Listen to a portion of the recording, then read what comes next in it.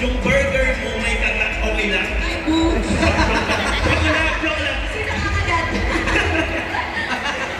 Sino pa ba? Ngayon naman, interviewin naman natin yung ating mga winners. Congratulations from Central Luzon. At ang feeling ko na kayo po ang nag-first place. Sobrang saya na kita sa kanyang mga bata.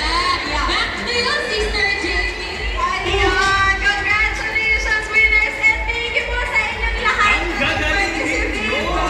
Ayan, you may now claim your prizes sa ating logistics team. Yes! Okay, teka lang guys, gusto ko lang mag-shout out. Gusto lang natin i-shout out yung youth group ng IBMA. Pwede palakpakan natin ang CWS! CWS! Asan kayo? Shout out sa inyo. Nandiyan kayo siguro. Ayan! Hi, At yung shout out sa Next Gen IP, sa SOLPI at Inclusive Ability Alliance. Ayan. Hello!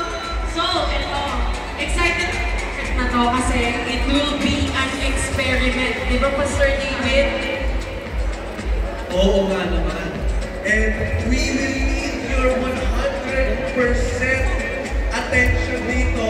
At sama-sama tayo lahat kasi yung color na pinakamaganda ang boses.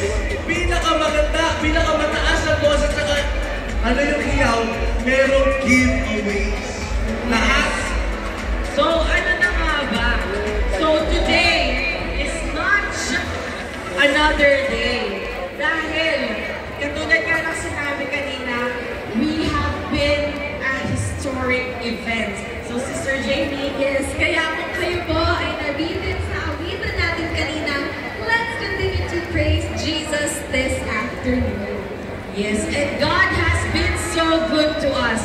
Kaya naman, tawagin na ulit natin ang ating napaka-talented na song leader from Open Door Baptist Church, Pastor JR. Let's give him a Palakpakan big natin round ang of Pastor applause. JR. Ayan na. Pero before muna, si Pastor JR, Meron tayo ngayon ng president ng CWSDSU. Magsasalita, tawagin natin si Sir J.B. Kawili.